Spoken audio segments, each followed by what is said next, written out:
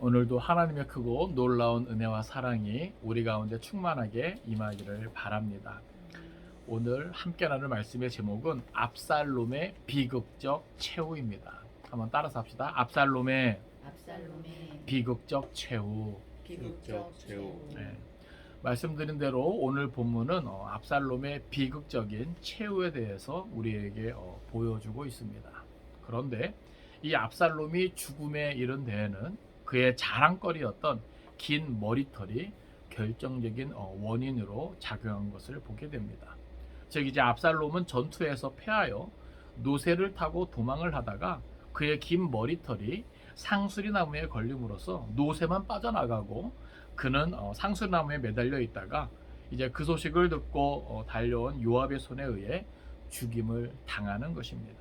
그리고 압살롬의 시신은 요압 군사들에 의해 숲을 가운데 구덩이에 던져지고 또 그 위에 돌 무더기가 쌓여짐으로써 이제 압살롬은 죽어서까지 비참한 처지를 면하지 못하게 된 것이죠. 특별히 이제 압살롬이 나무에 달려 죽은 것은 이제 그가 하나님께 저주를 받았음을 상징하고 또 그 시신이 구덩이에 던져지고 또 그 위에 돌 무더기가 쌓인 것은 이제 그가 하나님께 반역하고 또 이제 저주받은 자라는 그러한 것을 나타내는 것입니다. 이제 그의 죽음이 이제 얼마나 비참한 것인가 오늘 본문은 우리에게 그것을 자세하게 보여주고 있는 것이죠. 이제 말씀을 통해서 우리가 그것들을 살펴볼 때 오늘도 우리 가운데 특별한 하나님의 은혜가 있기를 간절히 바랍니다. 우리 먼저 9절부터 13절까지 말씀 같이 보도록 합니다. 여기에서는 상수리나무 가지에 이제 머리가 걸려 공중에 달린 압살롬에 대해서 우리에게 그대로 이제 보여주고 있습니다. 우리 같이 읽습니다. 자, 시작. 압살롬이 다윗의 부하들과 마주치니라. 압살롬이 노새를 탔는데 그 노새가 큰 상수리나무 번성한 가지 아래로 지날 때 압살롬의 머리가 그 상수리나무에 걸리 그가 공중과 그 땅 사이에 달리고 그가 탔던 노새는 그 아래로 빠져나간지라. 한 사람이 보고 요압에게 알려 이르되 내가 보니 압살롬이 상수리나무에 달렸더이다 하니 요압이 그 알린 사람에게 이르되 내가 보고 어찌하여 당장에 쳐서 땅에 떨어뜨리지 아니하였느냐. 내가 내게 은 10개와 띠 하나를 주었으리라 하는지라.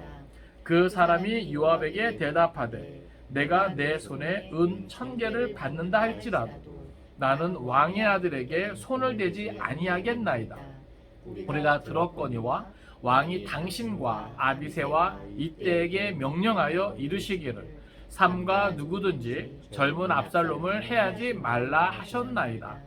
아무 일도 왕 앞에는 숨길 수 없나니 내가 만일 거역하여 그의 생명을 해하였더라면 당신도 나를 대적하였으리이다 하니 아멘. 먼저 우리가 지난 시간에 사실 압살롬의 군대가 수적으로는 그리고 그 전력으로는 다윗의 군대를 월등히 이제 앞서죠. 그런데 이 전쟁이 하나님께서 개입하신 전쟁이기 때문에 사실 칼에 넘어진 자보다 수풀에서 죽은 자가 많다 그랬습니다. 그것은 다윗의 군사가 싸움을 잘해서가 아니에요. 하나님이 이스라엘 군대 압살롬의 군대를 패하게 하신 것이죠.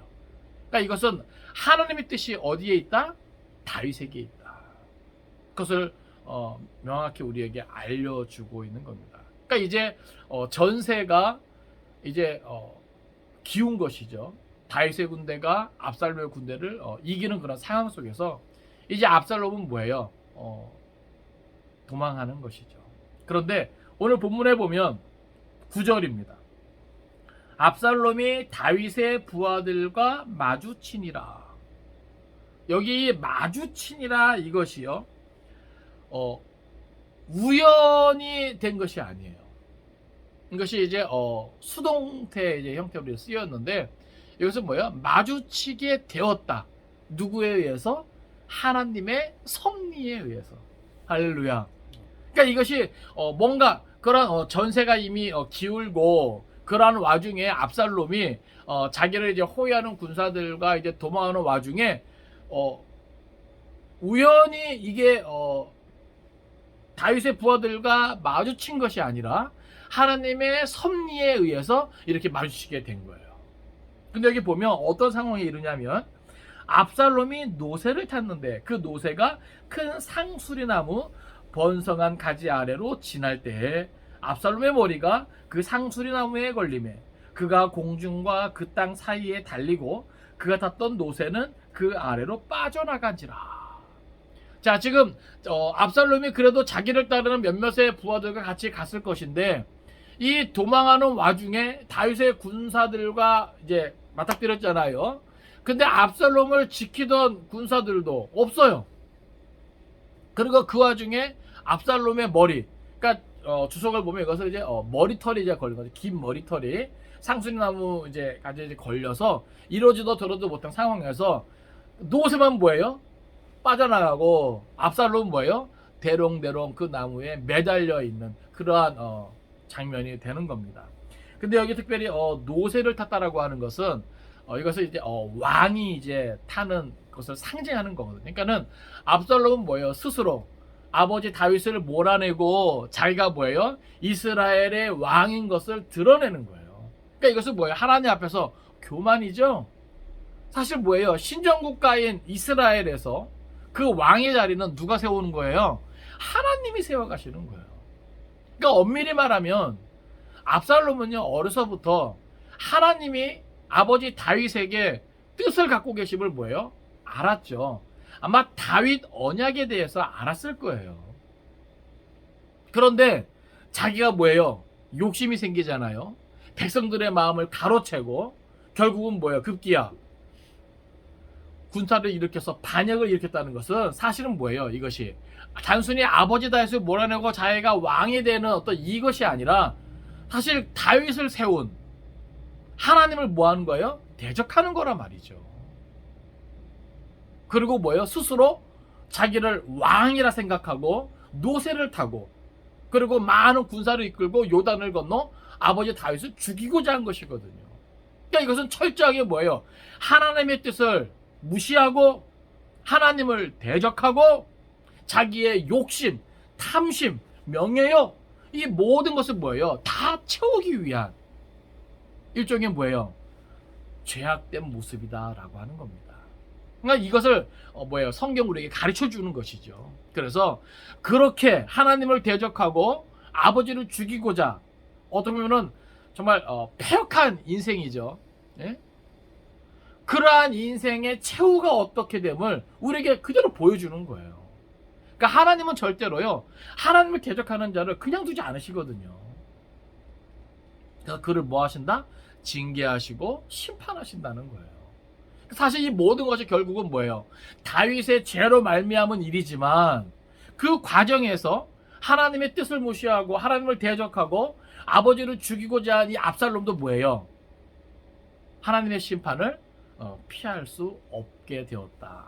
그래서 여기 9절이 우리에게 상당히 많은 것을 깨닫게 합니다.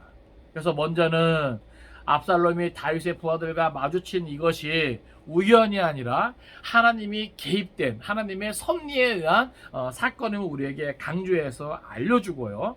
또 노새를 탔다는 것은 압살롬이 스스로 뭐예요? 교만하여져서 하나님이 기름 부어 세운 다윗, 그 아버지 다윗을 무시하고 자기 스스로 뭐예요?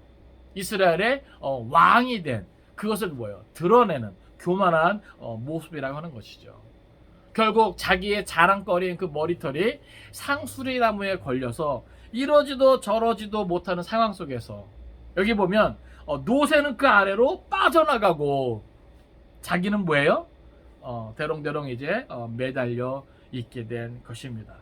그러니까 이 모습을 보면요, 압살롬이 다윗을 죽이고 이스라엘의 왕이 되어 자기의 어떤 치세를 생각한 그 모든 인간적인 계획이 뭐예요? 아무 쓸모가 없는 거예요. 그리고 이스라엘 전역에서 군사를 모아 다윗을 치러 왔지만 그 많은 군사도 뭐예요? 다 소용이 없어요. 그렇죠? 누구 앞에서는요? 하나님 앞에서. 하나님의 뜻, 하나님의 계획, 하나님의 섭리 앞에서는 인간의 그 계획이 아무리 철저하고 예? 그 모든 수단과 방법을 다 동원해서 그 많은 군사와 물자가 있다 할지라도요, 하나님의 섭리 앞에서는요, 그건 아무 쓸모가 없는 거예요. 우리가 그것을 좀 깨닫기를 바랍니다. 그러니까 철저하게 뭐야? 우리는 하나님의 뜻을 생각해야 되고 하나님의 계획과 하나님의 섭리를 우리는 생각할 수 있어야 됩니다. 그러니까 뭐 압살롬이 뭐 계획이 부족했나요? 뭐 군사의 수가 부족했나요? 아니에요. 우리가 인생을 살면서 그걸 깨달아야 되는 거예요. 아, 내가 인생의 계획이 부족했나? 내가 필요한 어떤 재정이 부족했나? 예? 어떤 환경이 부족했나? 예? 그게 아닌 것이죠. 내가 하나님의 뜻에 합당한 자리에 있는가? 내가 하나님과 함께 하는가? 이게 중요한 거예요. 우리가 그것을 인정하는 정말 지혜 있는 자가 되기 원합니다. 그러니까 지금 이 상황 속에서 압살롬에게는요, 아무것도 소용이 없어요. 얼마나 철저히 준비하고 얼마나 많은 군사를 끌어모으고 정말 교만한 모습으로, 거만한 모습으로 요단을 건넜습니까? 그런데 수적으로도 부족한 다윗의 군대에 처참히 무너지는 거예요. 칼로 쓰러진 자보다 수풀에서 죽은 자가 더 많을 정도로 이건 뭔가 신비한 어떤 힘에 의해서 자기들의 패한 거거든요. 그러니까 우리가 이 세상을 살면서 돈이 부족해서도 아니고 사람이 부족해서도 아니고 환경이 뭔가 안 받쳐줘서도 아니에요. 내가 하나님을 떠나고 하나님의 뜻을 거스르고 하나님의 뜻을 대적하면 안 되는 거예요. 그러나 끝까지 내가 하나님의 뜻을 붙잡고 하나님의 편에 서면 안 되는 것 같아 보여도 될 줄로 믿습니다. 예? 지는 것 같은 상황이라도 결국 뭐예요? 위대한 역전승. 예? 이것이 하나님의 사람에게 있는 것이죠. 그러니까 오늘 이 본문이 우리에게 그것을 그대로 가르쳐줘요. 이제 압살롬의 상황이 이렇게 된 것을 한 사람이 보고 이제 요압에게 와서 이제 보고합니다. 너무나 이제 중차대한 일이잖아요. 사실 이 전쟁은 어떤 전쟁이라 그랬어요? 적의 수를 많이 죽이고 또 어떤 전쟁의 어떤 성과를 내는 것이 아니라 압살롬이 죽든 다윗이 죽든 해야 되거든요. 왜냐면 왕이 쟁탈전이니까. 둘 중에 하나가 죽어야 끝나는 싸움이거든요. 그런데 지금 압살롬이 상수리나무에 걸려서 있는 거예요. 이러지도 저러지도 못하는 상황에 압살롬 주위에 있던 군사들도 없어요. 그럼 사실 압살롬을 발견한 이 사람은 어때야 돼요? 사실은 죽여야 되는데 이 사람은 그것을 죽이지 못하고 너무나 이제 중차대한 일이라 요압에게 와서 이제 보고만 하는 겁니다. 여기 보니까 요압에게 알려 이르되 내가 보니 압살롬이 상수리나무에 달렸나이다. 그러고 이제 나중에 내가 왜 이제 죽이지 이제 못했는가 그것도 이제 설명하게 되는 거죠. 그런데 이 보고를 받은 요압이 자기의 이제 그 생각을 드러내는데 여기 보면 요압이 그 알린 사람에게 이르되 내가 보고 어찌하여 당장에 져서 땅에 떨어뜨리지 아니하였느냐? 그러니까 왜 압살롬을 죽이지 않았냐 그 말이죠. 그러니까 지금 요압의 생각은 이 압살롬을 생각할 때 뭐예요? 왕의 아들로서의 그런 대우가 아니죠. 단순히 뭐예요? 적장으로서 압살롬이 죽어야만 이 전쟁이 끝난다라는 그 생각에 사로잡힌 거예요. 그러면서 이 보고한 사람에게 뭐라 그럽니까? 내가 네게 은 10개와 띠 하나를 주었으리라 하는지라. 만일 네가 압살롬을 죽였더라면 그리고 그것을 나에게 보고했더라면 내가 너에게 후한 보상을 했을 것인데 상을 내렸을 것인데 이렇게 얘기하는 것이죠. 근데 이 병사 좀 보세요. 12절에 보면 그 사람이 요압에게 대답하되 내가 내 손에 은 1000개를 받는다 할지라도 나는 왕의 아들에게 손을 대지 아니하겠나이다. 우와. 여러분 사람이요 이 물질 앞에 약해지잖아요. 신이고 뭐 약속이고 맹세고 이런 거 다 그냥 없어지잖아요. 그쵸? 근데 이 사람은 뭐예요? 그렇지 않아요. 물질 앞에 이 후한 이 보상 앞에 무너지지 않아요. 여기 보면 은 1000개를 받는다 할지라도 나는 왕의 아들에게 손을 대지 아니하겠나이다. 이게 뭐예요? 아주 굳은 의지를 나타내는 거거든요. 예? 그러니까 왜 이 사람은 그 어떠한 보상, 그 어떠한 후한 보상이 있다 할지라도 왕의 아들이 절대 손을 대지 않겠나이다, 이렇게 강한 의지를 드러내는 것일까요? 여기 뒤에 보면 우리가 들었거니와, 이게 뭐예요? 지금 이 사람은 자기 한 사람의 의견이 아니에요. 다윗의 군대 뭐예요? 전체의 의견과 같다라고 하는 거예요. 왜요? 여기 보니까 왕이 당신과, 그러니까 요압이죠, 당신과 아비새와 이때에게 명령하여 이르시기를 삼가 누구든지 젊은 압살롬을 해하지 말라 하셨나이다. 우리 본문 앞에 살펴보았잖아요, 그죠? 만반의 준비를 다 하고 새 장군을 불러서 신신당부했잖아요. 예? 나를 위하여 압살롬을 너그러이 대우하라. 근데 그것을 모든 군사들이 다 알게 되었잖아요. 그만큼 뭐예요? 다윗의 뜻이, 그 다윗의 군 진영에 뭐예요? 다 잘 전달된 거예요. 그러니까 그것을 생각한 이 병사는요, 비록 압살롬이 이러지도 저러지도 못하는 상황에서 대롱대롱 매달려 있지만 함부로 손댈 수가 없었던 것이죠. 왜요? 왕의 준엄한 명령이기 때문에. 그리고 비록 지금 대적해야만 하는 적이지만 그 아들을 얼마나 사랑하는지 이 병사는 알았던 것이죠. 근데 어떻게 보면 우리는요, 이 병사의 어떤 자세, 사실 이것을 우리는 좀 본받아야 돼요. 왜냐하면 오늘날 하나님의 준엄한 명령이 있거든요. 진리의 말씀이 있거든요. 근데 오늘 우리는요, 이런저런 물질의 유혹에 많이 넘어가요. 그렇죠? 하나님의 준엄한 명령이 있음에도 불구하고, 기록된 말씀, 심어진 말씀, 선포되는 말씀이 있음에도 불구하고 오늘 우리는 여러 가지 형편과 상황 속에 때로는 우리의 양심을 저버리고 육체의 쾌락을 따라, 정욕을 따라 우리는 뭐예요? 물질 앞에 항복한단 말이죠. 그러니까 영적 싸움에서 뭐예요? 우리는 무너진다는 거예요. 그러니까 마귀 사단은 하나님의 준엄한 명령을 받은 성도들에게 뭐예요? 많은 보상을 약속해요. 마치 예수님을 광야에서 시험할 때 온 천하가 마치 자기 것이냐, 이걸 다 주겠다라고 시험하잖아요. 근데 많은 이들이, 목회자도 성도도 그 시험에 넘어가요. 명예욕에 사로잡혀서, 물질의 어떤 탐심에 사로잡혀서. 하나님의 준엄한 명령을, 우리 주님의 준엄한 명령을 늘 기억합시다. 이 병사가 다윗의 그러한 준엄한 명령, 젊은 압살롬을 해하지 말라, 이것을 기억하면서 그것을 마음판에 새기면서 이러한 분명한 뜻을 지켰던 것처럼 오늘 우리에게는 준엄한 하나님의 명령이 있습니다. 진리의 말씀이 있습니다. 이 세상은요, 쾌락을 쫓아 물질의 유혹을 따라 나아가지만 오늘 우리는 준엄한 하나님의 명령을 가진 자로서 우리의 양심을 지켜야 돼요. 믿음을 지켜야 돼요. 그러니까 이 병사의 이 자세가 얼마나 우리가 좀 배워야 할 것인가, 영적 싸움에 있어서.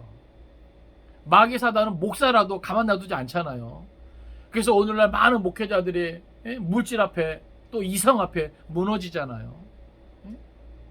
그러니까 목회자들이 이렇게 무너진다는 것은 성도들은 뭐 말할 것도 없는 것이죠.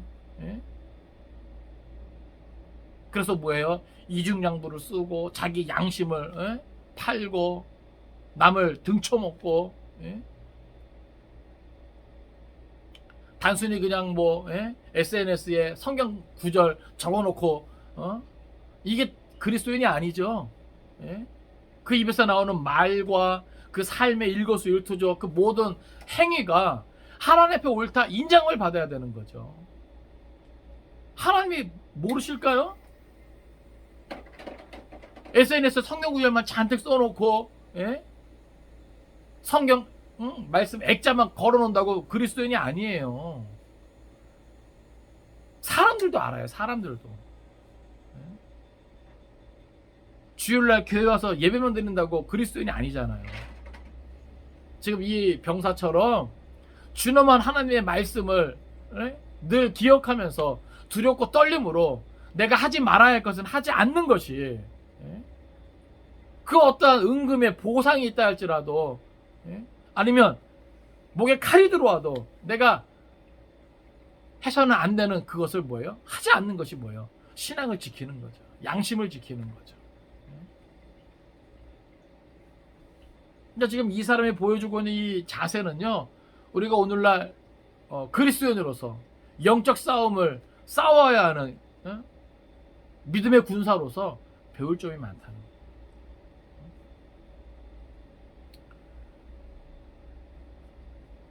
13절 보면 아무 일도 왕 앞에는 숨길 수가 없나니. 그러니까 비록 자기가 칼로 압살롬을 죽이고 쉬쉬한다 한들 왕이 그걸 모를 리가 없다는 거죠. 더더군다나 만약에 자기가 압살롬을 죽였다 하면 여기 보니까 당신도 나를 대적하였으리. 그러니까 요압은 충분히 그럴 만한 인물이거든요.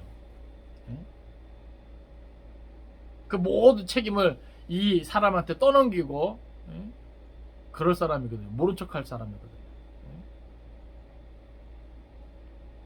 그러니까 이 병사가 뭐예요? 지혜로운 것이죠. 이제 여기에 대해서 이제 요압이 결국은 뭐예요?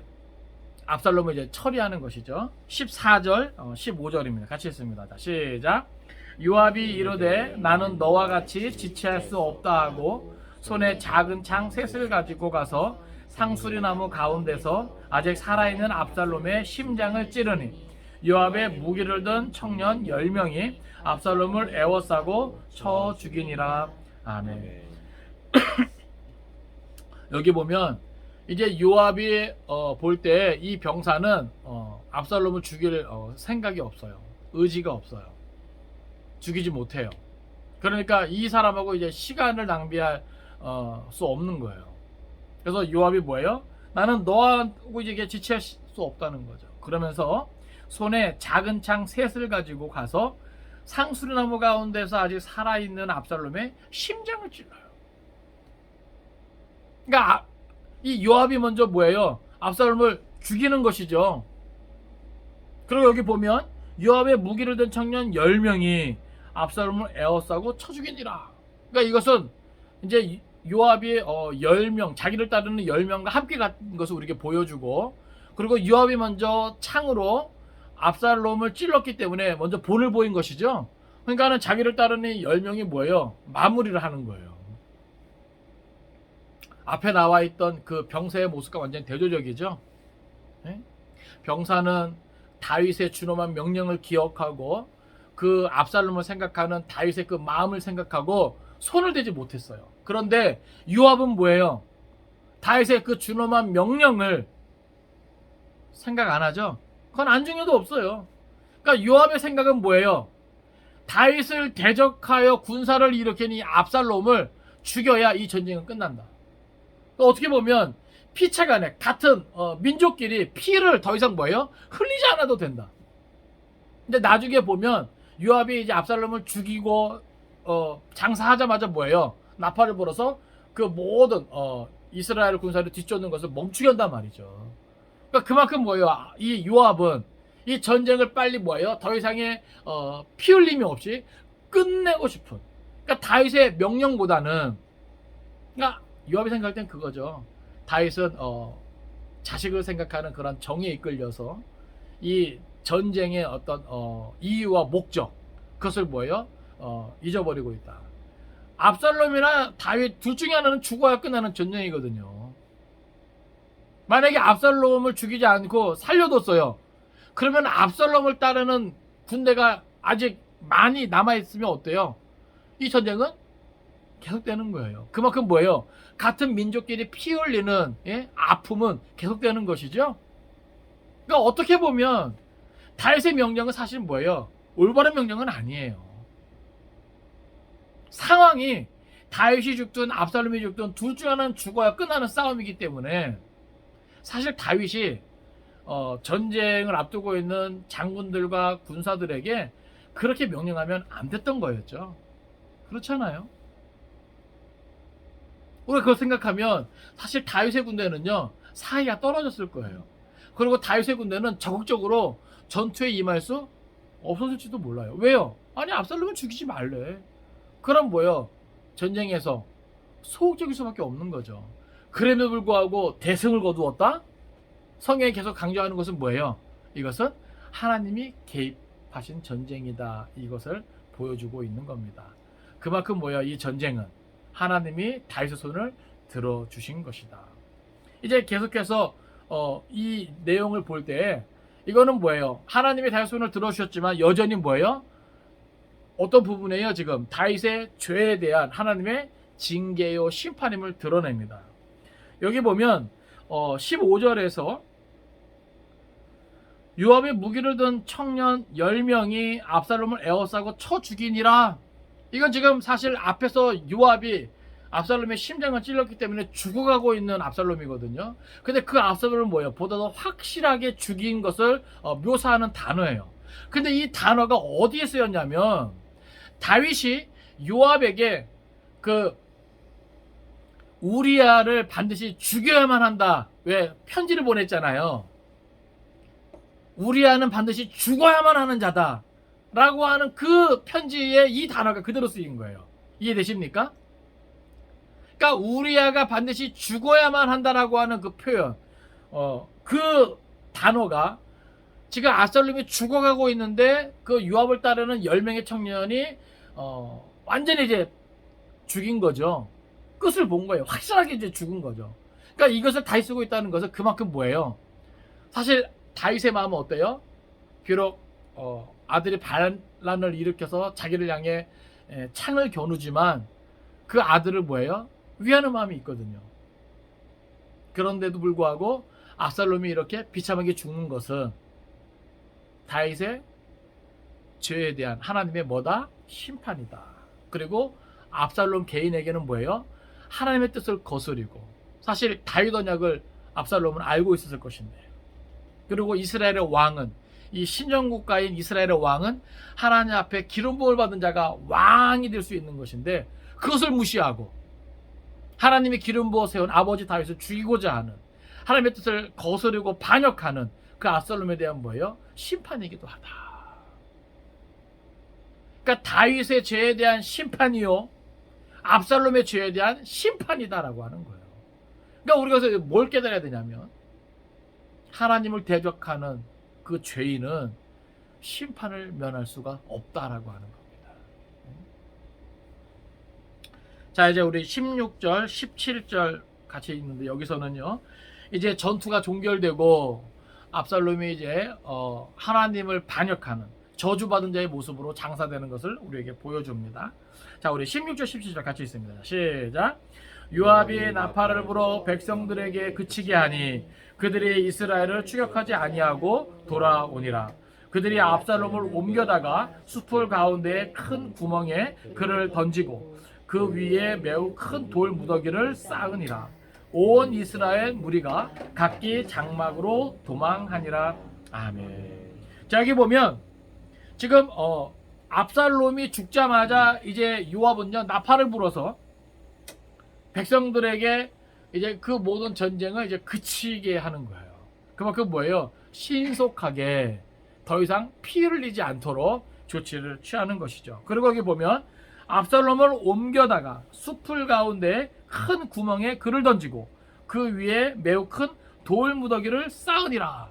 여기 큰 돌무더기를 쌓았다는 것은요 지금 압살롬을 기리는 게 아니에요. 철저하게 저주받은 자로서 뭐예요? 내버려 두는 거예요. 그러니까 왕의 아들로서 인정받고 존중받고 예우받는 것이 아니라 철저하게 뭐예요? 적군으로서 아주 비참하게 그 시신마저도 뭐예요? 저주받은 자의 모습으로 버려진 이것을 상징하고 있는 거예요.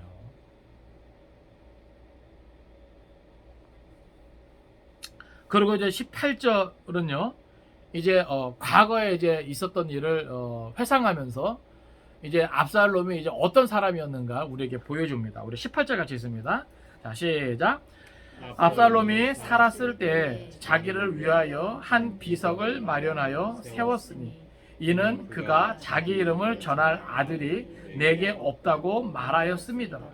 그러므로 자기 이름을 기념하여 그 비석에 이름을 붙였으니 그 비석이 왕의 골짜기에 있고 이제까지 그것을 압살롬의 기념비라 일컫더라. 아멘.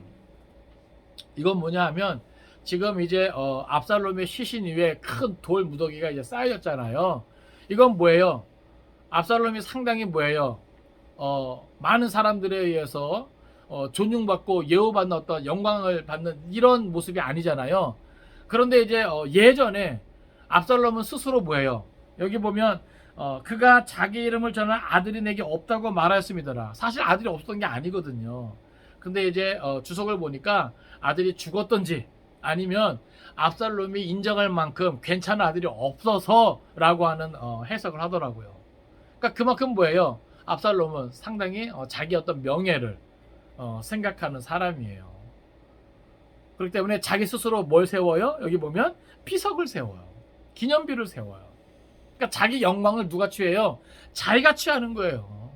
그러니까 자기 아들들이 변변찮고 일찍 죽고 이러니까 자기의 어떤 그 이름을 드러내지 못하잖아요. 그러니까 자기가 뭐예요? 그걸 자기를 위해서 세운 거예요. 그러니까 이게 뭘 나타내느냐? 압살롬은 자기 영광을 자기가 취하고 그것을 우선시하는 그런 사람이었지만 그의 체온은 어떻게 되었다?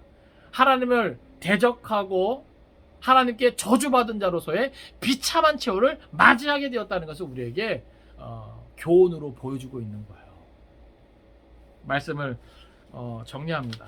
우리는 이제 오늘 본문을 통해서 몇 가지 생각할 수 있는데, 첫째는 모든 것이 우연과 같을지라도 실상은 하나님의 섭리에 의한 것임을 우리가 기억하기 원합니다. 여러분, 우리가 살아가는 세상이 복잡하고 다양하죠. 그런데 이 복잡하고 다양한 이 세상에서 우리에게 되어지는 많은 일들이 있잖아요. 근데 그것조차 뭐예요? 믿는 이들에겐 우연은 없습니다. 한번 따라서 합시다. 우연은 없습니다. 우연은 없습니다. 여러분, 그것을 인정하길 바랍니다.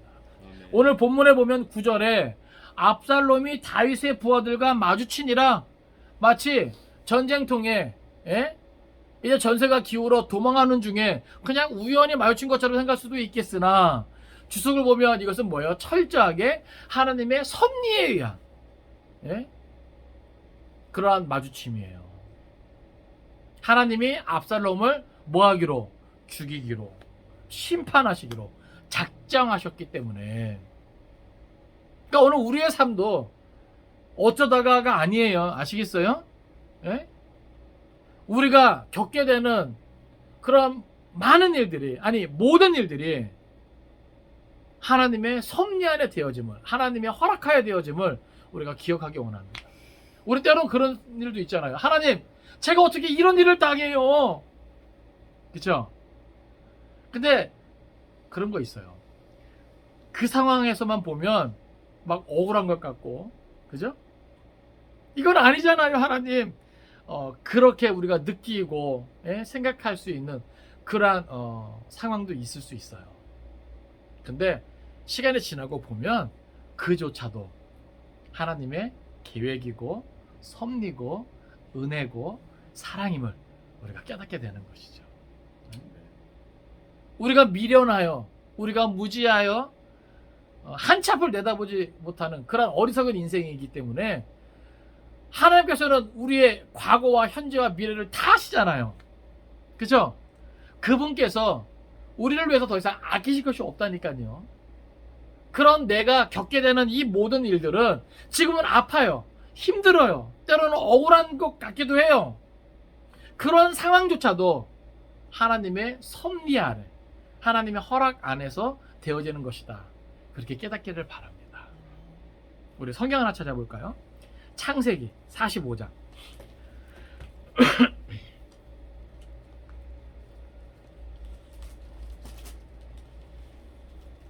창세기 45장 7절 8절입니다. 창세기 45장 7절 8절이에요. 이 장면은 이제 요셉이 그 가족들 앞에서 이제 고백하는 것이죠.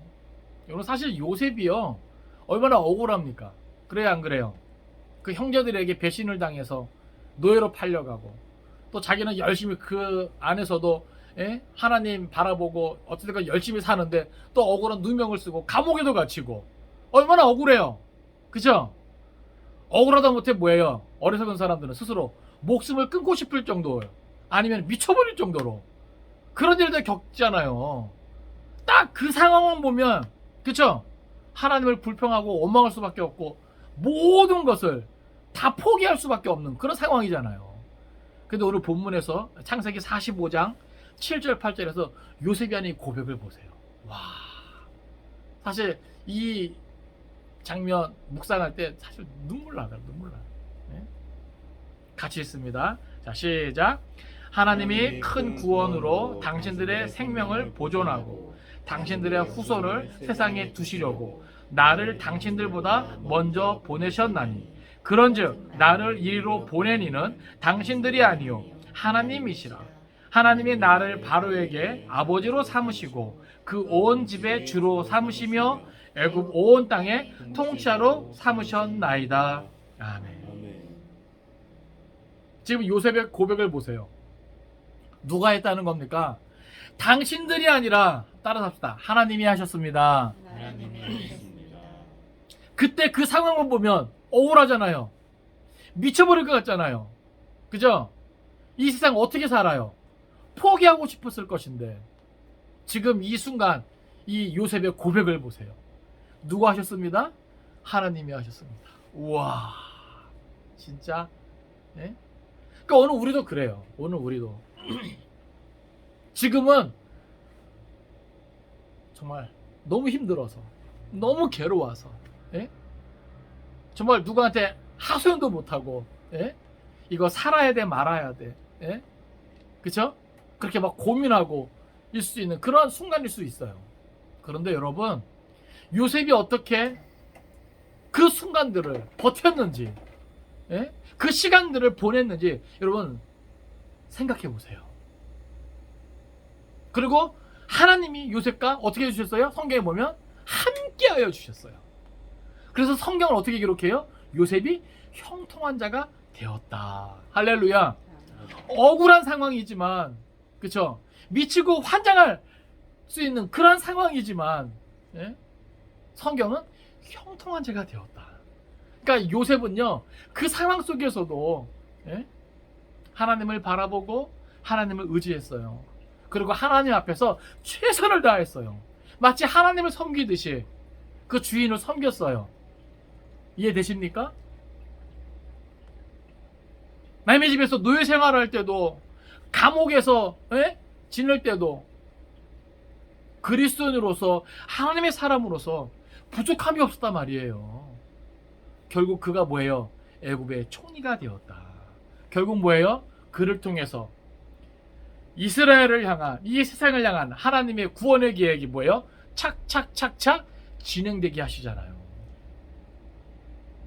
여러분 어떻게 한 사람 아브라함을 통해서 큰 민족이 이루어집니까? 결국 뭐예요? 요셉을 통해서 그게 인큐베이터 역할을 한 거예요. 고센 땅에 그 가족이 정착하고 정말 하나님의 정말 특별한 은혜로 말미암아 그 수가 계속해서 늘어나잖아요. 민족을 이루게 하십니다. 그 중요한 역할을 누가 한 거예요? 요셉이 한 거예요. 할렐루야. 그러니까 그런 요셉이 이런 고백을 하는 것이죠. 하나님이 큰 구원으로 당신들의 생명을 보존하고 당신들의 후손을 세상에 두시려고. 이건 뭐예요? 하나님의 그 약속대로 큰 민족을 이루게 하신 그 성취예요. 나를 당신들보다 먼저 보내셨나니. 우와. 아니 어떻게 이런 고백이 될 수가 있을까요?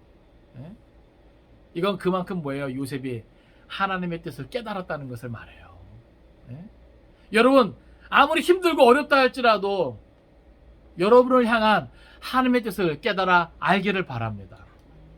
뭔가 다 이유가 있을 거예요. 섭리가 있을 거예요.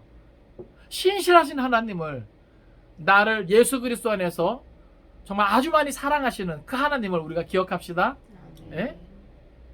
그래서 기억하세요, 여러분. 모든 것이 우연과 같을지라도 실상은 하나님의 섭리에 의한 것입니다. 그러니까 난 뭐예요? 혼자가 아니에요. 아시겠어요? 내가 이 세상에서 마치 버려진 것처럼 벼랑 끝에 서 있을지라도 그 자리에 누구와 함께 있는 거예요? 하나님이 나와 함께 있는 거예요. 할렐루야. 그럼 뭐예요? 두렵지 않아요. 무섭지 않아요. 혹 내가 그 벼랑에서 떨어진다 할지라도 누가 받쳐주심을? 하나님이 받쳐주심을. 예? 그래서 머리털 하나도 상하게 하지 않으심을 여러분 믿으시기 바랍니다. 자, 우리가 두 번째로 기억해야 될 것은 하나님을 대적하는 자에게는 무서운 저주와 심판이 있을 뿐이라는 사실이에요. 여러분, 압살롬의 모습을 보세요. 꽤 괜찮은 계획을 가지고 꽤 많은 군사를 끌어모아서 요단을 건넜단 말이죠. 아주 당당하게 미래를 꿈꾸면서, 그죠? 그래서 결국 오늘 압살롬의 최후는 어떻습니까? 누구보다도 비참한, 처참한 그러한 최후를 맞이하는 것을 보아요. 그에게 계획도 소용이 없어요. 많은 군사도 소용이 없어요. 결국 우리가 뭘 깨달아야 되냐면 하나님을 대적하는 자는 하나님의 심판을 피할 수가 없다. 여러분, 이 세상을 살면서 하나님을 대적하는 자가 아니라 하나님과 함께하는 자, 하나님을 위하는 자가 될 수 있기를 주님의 이름으로 축원을 드립니다. 아멘. 하나님의 편에 서 있어야 돼요. 그러니까 내가 서 있는 그 자리가, 내가 나아가는 그 방향이 어느 방향인지를 생각하세요. 하나님이 인정하시고 하나님이 기뻐하시는 방향인가, 아니면 하나님이 정말 탄식하는 그러한 방향인가 생각할 수 있어야 됩니다. 내 계획이, 내 인생의 방향이, 내 삶의 목적이, 이유가 하나님과 함께 해야 돼요. 하나님을 위하는 것이 돼야 돼요. 그래야 하나님의 도우심을 내가 누릴 수 있고, 은혜를 받아 누릴 수 있고, 하나님께 영광 돌릴 수 있는 거예요. 오늘 압살롬의 모습이 우리에게 그것을 보여주잖아요. 인간적인 계획이나 많은 군사도 아무런 소용이 없어요. 하나님의 뜻을 거스르면 허망한 최후를 맞이하게 된다라고 하는 겁니다. 시편 2편 2절에서 5절까지 보면 이렇게 기록합니다. 세상에 군왕들이 나서며 관원들이 서로 꾀하여 여호와와 그의 기름 부음 받은 자를 대적하며 우리가 그들의 맨 것을 끊고 그의 결박을 벗어버리자 하는도다. 하늘에 계신 이가 웃으시며 주께서 그들을 비웃으시도다. 그때 분을 바라며 진노하사 그들을 놀라게 하여 이르시기를. 여러분, 세상의 군왕들이 아무리 서로 꾀하여 하나님을 대적하고 하나님께서 사실 그 모든 일을 끝내자 할지라도 하나님은요 그것을 비웃는 거예요. 왜요? 가소롭거든요. 네? 결국 뭐예요? 그들은 하나님의 진도를 살 뿐이에요. 그러니까 결국 이 모든 것은 뭘 가르쳐 주냐면 하나님이 다스리심을, 이 세상을 다스리심을, 이 인간의 이 역사의 수레바퀴를 누가 움직이신다? 하나님이 움직이신다. 하나님이 주장하신다. 결국 그것을 깨닫게 하는 거예요. 세상에 힘 있는 자가 아니에요. 권세 있는 자가 아니에요. 물질 있는 자가 아니에요. 결국 뭐예요? 하나님이 이 세상을 다스리신다. 그러니까 인간의 이 역사의 수레바퀴는요, 어디를 향해 나아가요? 마지막 최후 종말을 향해 나아가는 거예요. 그러니까 우리가 그것을 깨닫길 바랍니다.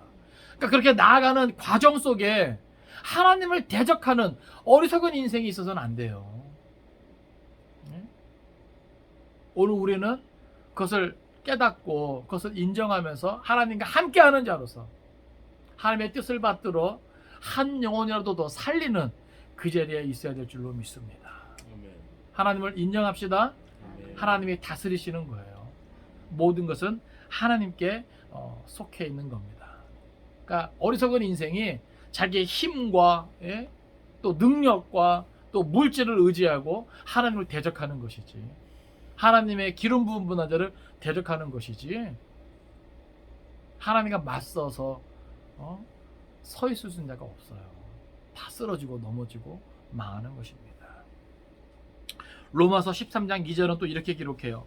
그러므로 권세를 거스르는 자는 하나님의 명을 거스름이니 거스르는 자들은 심판을 자취하리라.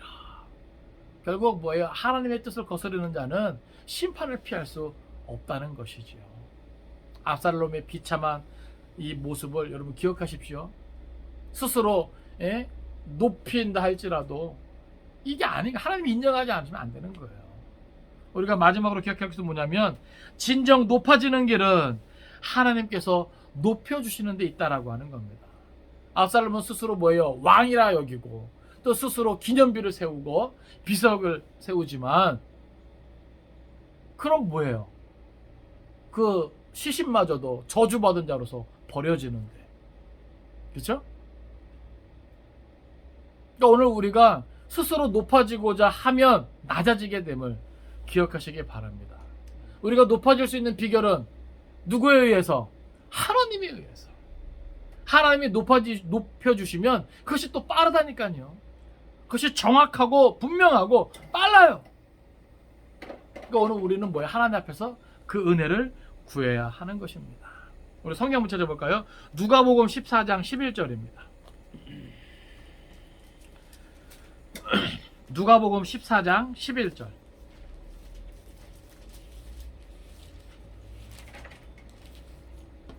누가복음 14장 11절.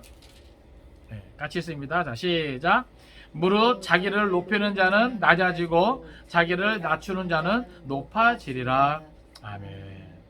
우리 하나 더 찾아볼까요? 베드로전서 5장 6절. 베드로전서 5장 6절입니다.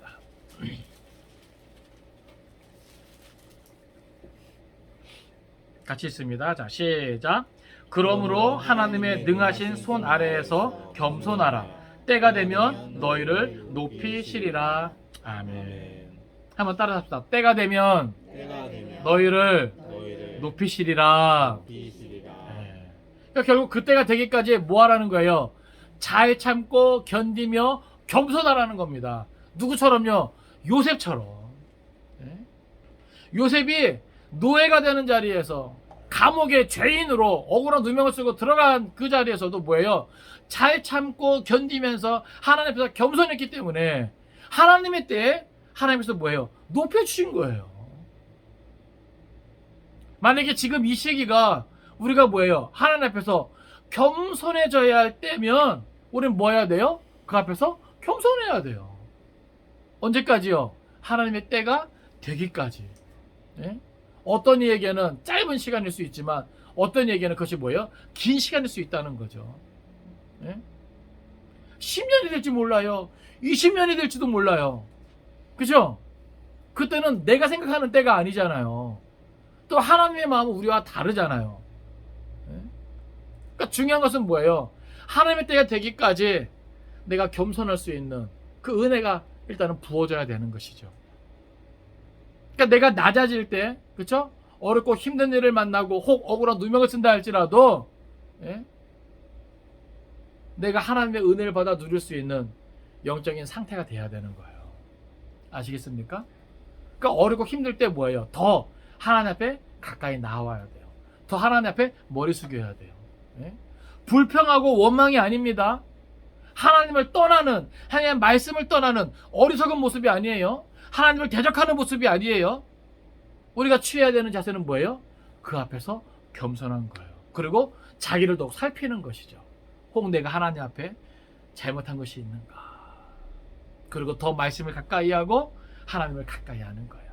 그러면 그때를 앞당겨 줄 줄로 믿습니다. 바라고 원하기는 이번 한 주간도 모든 것이 우연이 아님을 기억하면서 하나님의 섭리를 인정합시다. 하나님이 우리의 인생을 다스려 가심을 또 이끌어 가심을 인정합시다. 그리고 하나님이 높여주셔야 된다는 사실.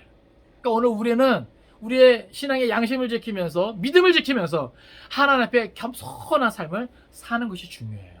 그러면 때가 되면 하나님이 높여 주실 겁니다. 아멘. 하나님이 I love Jesus 그리도 스타일 하나님의 때 높여 주실 줄로 믿습니다. 아시겠어요? 우리의 가정과 일터 또 우리의 자녀들 하나님께서 높여 주실 줄로 믿습니다. 지금이 낮아질 때면 겸손해야 되는 거예요. 조급해하지 말고 잘 참고 견딜 수 있는 힘과 능력과 지혜와 그 모든 은혜를 구하면서 하나님 앞에서 엎드립시다. 하나님을 가까이 합시다. 하나님 우리를 포기하지 않으신다. 우리를 지켜보고 계세요. 우리를 감찰하세요. 우리를 살피십니다. 그리고 우리를 도우시는 거예요. 하나님이 요셉과 함께 하시고 요셉을 도우셨던 것처럼 그리고 끝내 요셉을 높여주셔서 하나님의 일을 성취하게 하셨던 것처럼 오늘 우리를 통해서도 그 같은 은혜를 허락해 주실 줄로 믿습니다. 아멘. 이번 한 주간도 이 말씀 붙잡고 의지하면서 승리하시기를 주님의 이름으로 축원을 드립니다. 아멘. 기도하겠습니다.